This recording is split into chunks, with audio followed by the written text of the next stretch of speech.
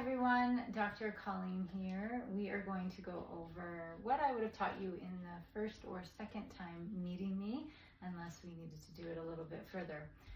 It's called the wall posture, and it's also a zone. If you look around the room in my office, in the treatment room, there is a zone for wall posture, and I have laminated both the supine and the standing wall posture for practice. Again, this is a proprioceptive muscle memory thing that I teach everybody, because before I can move on to teaching you stretches and strengthening, I really want you to start to feel what it's like to be in this body and understand what it feels like to feel on your heels, on the balls of your feet. Where's my shoulder? How do I hold my hips? All of that kind of thing, so we can see as I broke it down, and then I eventually ended up adding it to the wall because people were overdoing it, so it can give a good reference points. Again, the wall doesn't work for everyone, especially if there's a larger muscle group in the back.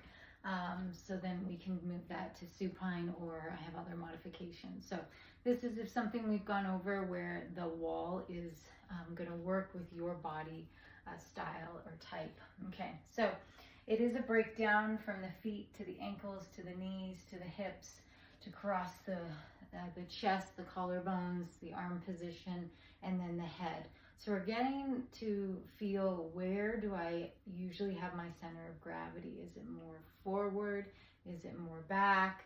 Do I tend to lean to the right? Do I tend to lean to the left? And then we're going to get to know more restrictions. So as I have you open up the chest, is it more difficult to externally rotate my left side or my right side? How does it feel to hold my pelvis? Am I really arched into this position, or am I super tucked? Oh, that's my little one, must have seen something.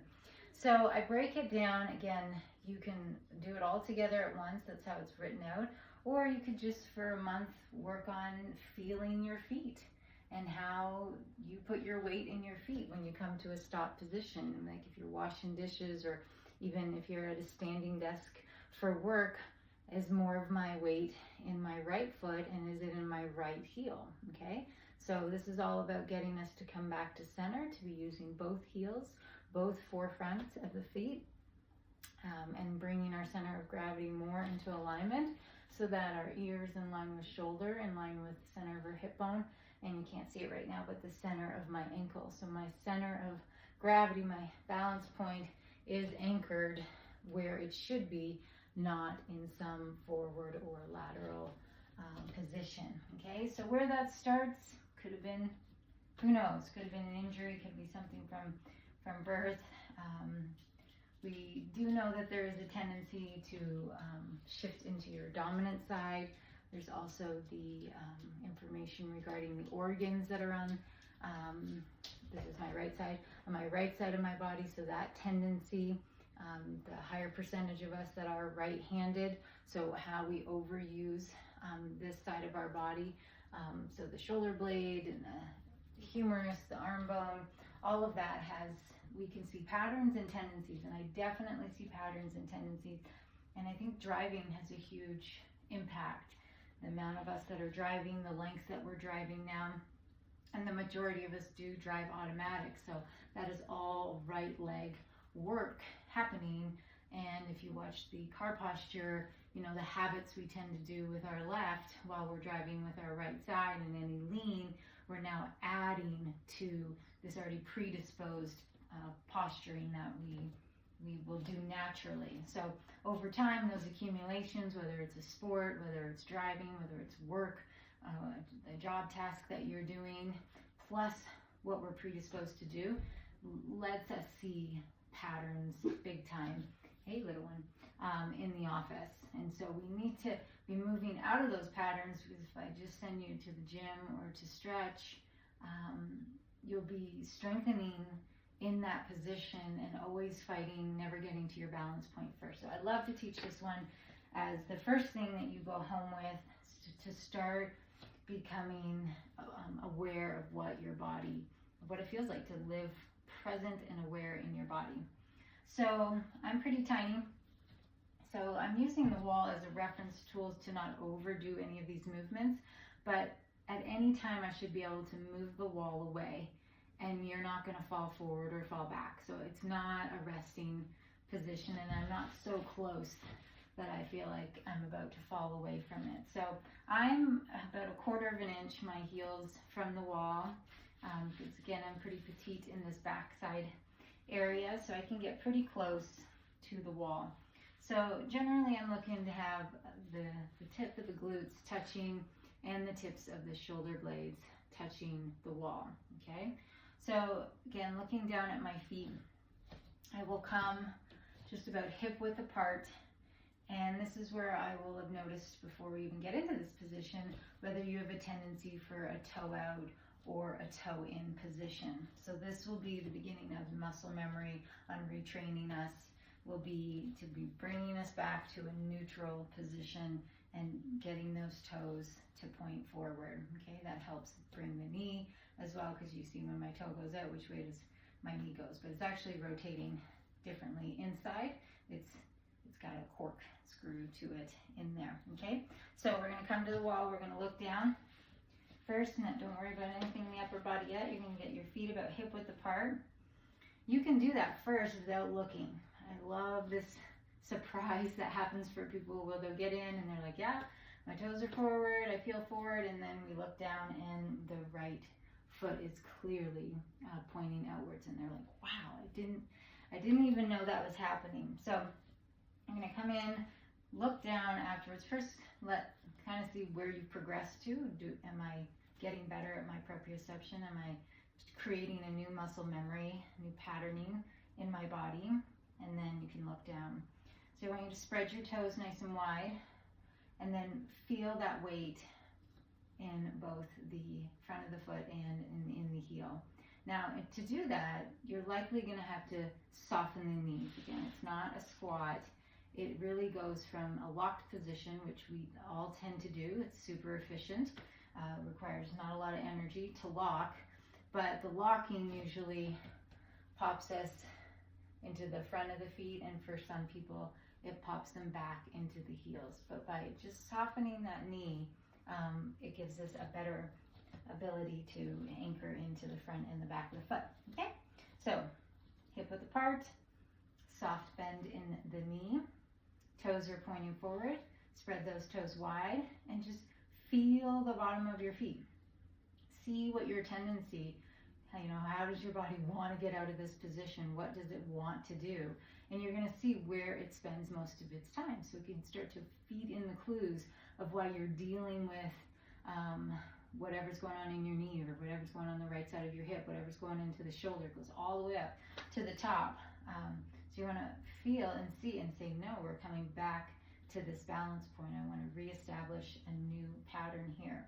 I also want you to kind of roll out on the outer edges of your feet and then the inner, so you get to know those arches as well, because many people will have a collapsed arch, so more pronation, and some people have more, they definitely will likely have a collapsed outer arch, but are also rolled out into that supination form. So you're going to just spend, a minute. I know it feels like forever, but just see what your body wants to do, how it wants to pull out of this even balance position, or is it quite comfortable here?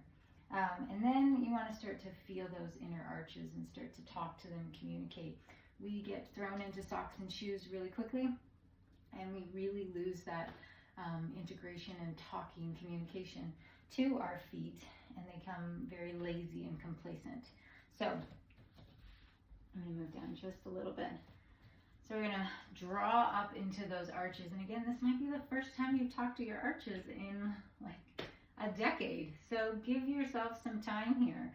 So that's why it helps maybe at first to rock in and out, and then you can feel what it feels like to pull up into this inner arch into here. Okay, so we're just waking parts of us up that may have been taking a very long vacation, because everything should be working.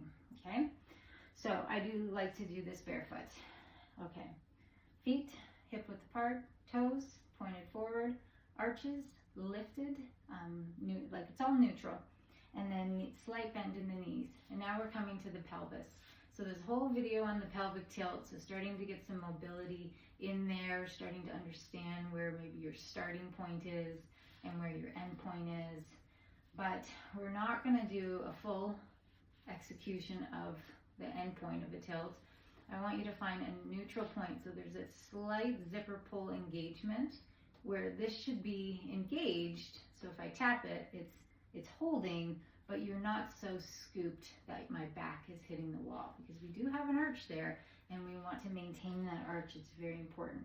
But we want to feel lifted and engaged through here so we don't get with the opposite. What most people end up is more in this anterior position of the pelvis. So zipper pull, lengthening up through there. Again, refer to that posterior pelvic tilt to begin to build up that strength so that you can engage this. And the whole point of it is to have it be your posture long term. Okay, so you don't have to all day long be holding this in. It's just not going to happen. So we're building strength, but we're also building the muscle memory on how to put it in with our best optimal center of gravity posture position. So from here, we're going to move up through the torso. Of course, the chest is nice and open. We're going to feel these collarbones open up to the sides of the room.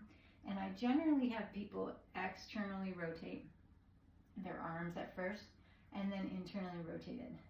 And just feel from left to right which one might have more difficulty. And if they're not feeling it, we'll do some testing up higher to start to see where, if this one's only coming to here.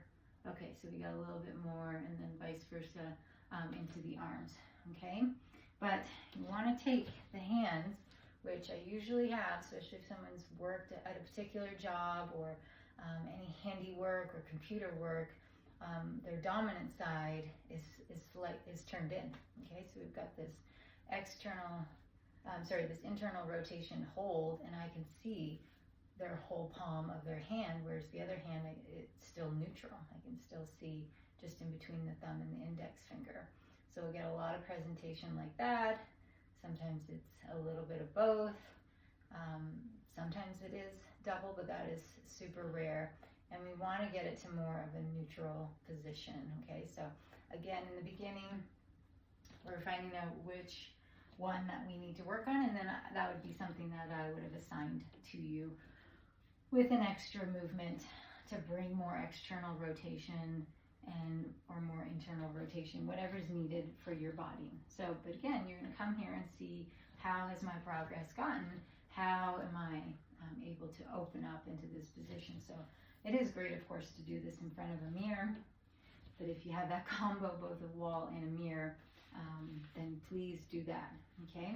So we're going to open up. We're going to at least have the opening up of our fingers, and then it is a slight pull in, okay? It's not a drop back. That's what people want to do, because they just want to touch that wall, but I don't care if you don't touch that wall. I just want you to feel that pull in. And again, we go over this a couple times to start you to feel, because this was the one that if I had people just starting to get to understand where their head is in relation to their neck and shoulders, they were overdoing it. A lot of people think more is better. So here with the wall, you can't do more, because more is not better. It's just bringing it up and in, okay?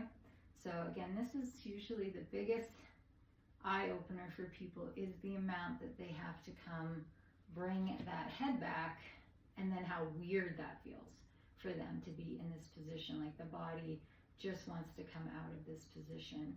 And so that's where I'm like, okay, once you get solid in there, you're going to go over everything again, and you're going to just breathe normally at first. Again, you're just working on proprioception, working on muscle memory, working on what it feels like to be in your best optimal center of gravity.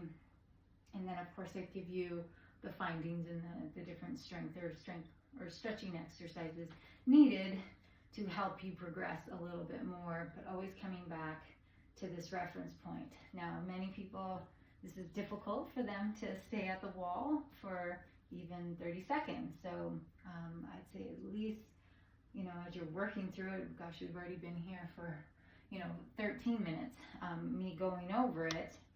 And so a couple of minutes just kind of feeling the feet, feeling the arches, softening the knees, feeling that pelvis, making sure it stays engaged, feeling the arms, have they improved, where are we at, and then bringing the head back, and then trying to be in that, and then just kind of, like I said, scan over, okay, did I start locking my knees?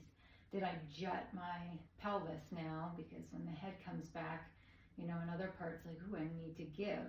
And again, if it's too strainful, I don't know if that's a word, if it's straining too much on a different part, then, like I said, I don't care if you're touching the wall, just kind of pull back up and in, and we'll get there. That means we need to be doing those other strengthening and stretching, and we're progressing, but we're just not quite there yet, and that is okay. Got to unwind things. Forcing it, again, ends up with like spasms, and it just is, it's never good to force anything. So I'm going to hold it for a minute, and then with that one video with the pelvic tilt, I taught the transverse abdominis belly breath.